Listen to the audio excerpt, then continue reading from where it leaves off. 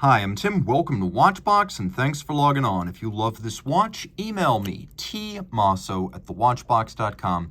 Your purchase and pricing email question line for buying this or any watch you see on any Watchbox platform. Reach out to me directly. Email tmosso@thewatchbox.com for pricing details.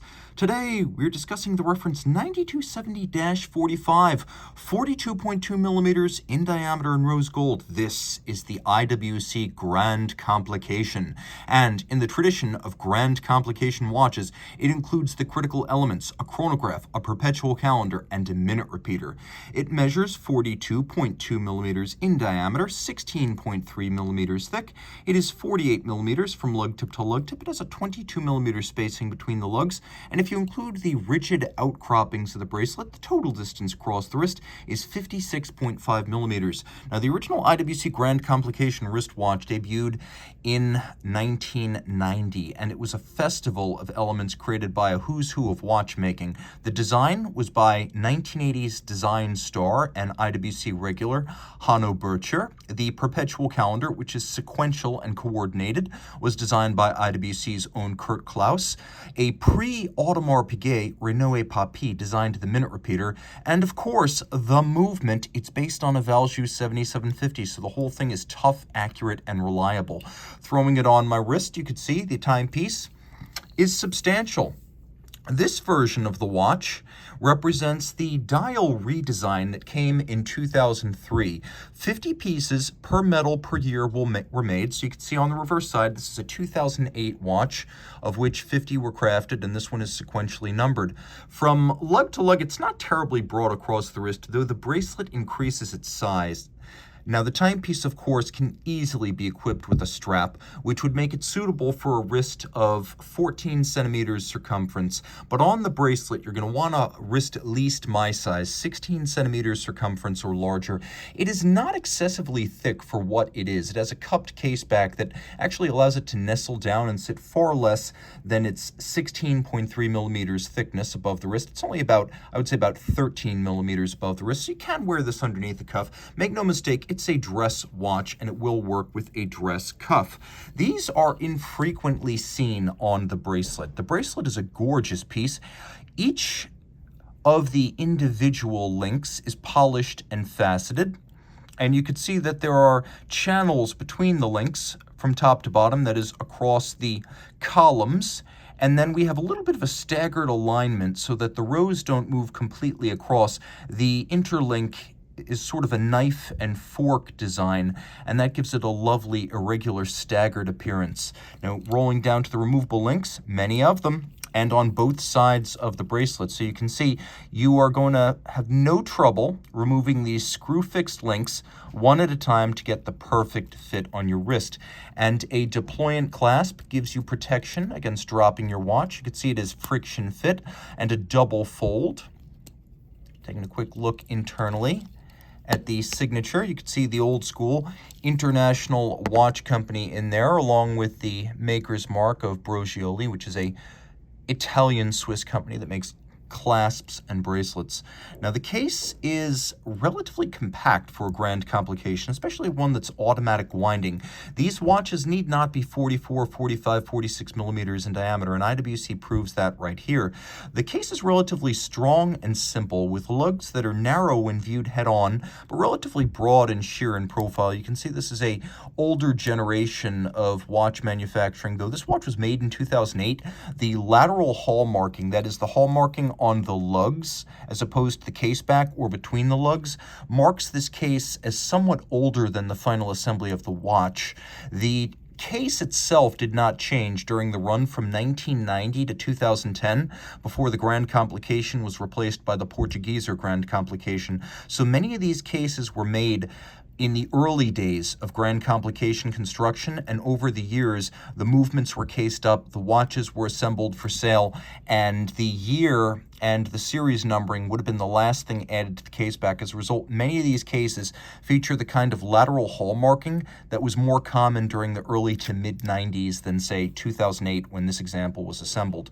We do have a screw-down crown, which is there to protect the watch against accidental setting of the Perpetual calendar. I'll show you how that works. The Kurt Klaus Perpetual calendar system is a godsend for those who hate to look up esoteric information such as the age or phase of the moon. So Klaus designed this system so that everything on the dial would be mechanically programmed through the year 2100, including the moon phase. So you pull the crown out to its setting position, and then you turn it. You can see how everything, including the phase of the moon, jumps in sequence.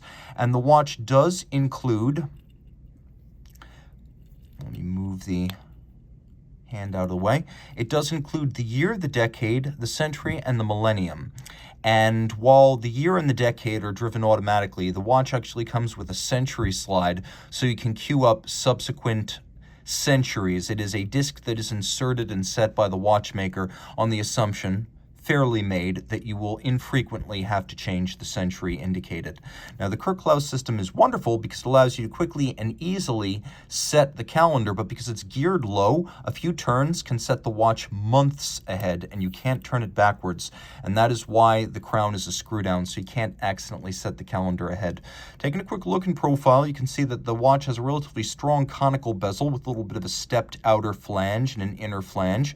We have a no logo crown, and on the opposite side we have a minute repeater slide, and we have a dial that is ardoise or anthracite sunburst metallic. There's a beautiful cruciform symmetry to the dial. You can split it top to bottom or side to side. It's very symmetrical. The big changes for 2003 were the elimination of loom. Previously the model was loomed, and the baton style hands were replaced with fluted polished Dauphine hands that have no lumen, so that's what you see right here. All the sub-registers feature a little bit of a countersink. You see they sink into the dial, and then they have satinated metallic tracks. We have applique rose gold hour indices, and the watch includes a chronograph. Let's see if I've wound it enough. It is a Valjoux 7750 base, which means it is a cam-based system, albeit tuned to the level of virtuosity, and then it uses an oscillating pinion, which is a sort of lateral clutch. When you push and hold an oscillating pinion system, it almost never jumps or staggers the way you get with a conventional lateral clutch because the pinion is very small and its teeth are very fine. So you press and hold to activate an oscillating pinion chronograph, and the result is almost no seconds hand jump, despite the fact that it is a lateral clutch. That's why FP Journe, among others, uses an oscillating pinion on ultra haute de gamme lateral clutch chronographs. The 7750 here is redone as the IWC 79091. What changes? Almost everything. A standard 7750 has 25 joules. This has 75 joules. That's a big change. It's still a unidirectional automatic winder. It still beats 8 times per second. It still has stop seconds.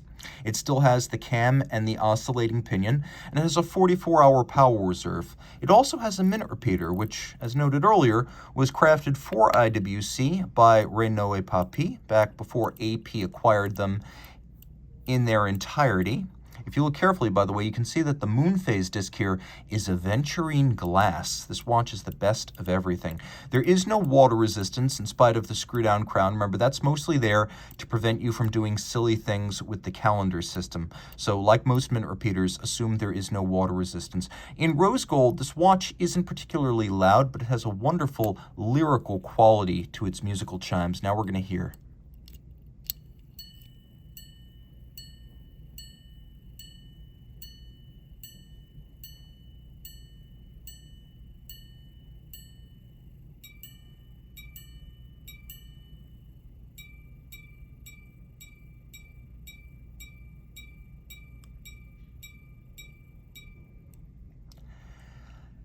I can also remind you that while it is a 7750 base, back when this watch was made, almost everything about the movement was reworked by IWC, refinished, replaced, upgraded, and finally adjusted in 5 positions. So this watch, one of the world's most wearable Grande Complication wristwatches, is internally as refined as it is externally. Reach out to Team Mosso at thewatchbox.com for purchase and pricing details.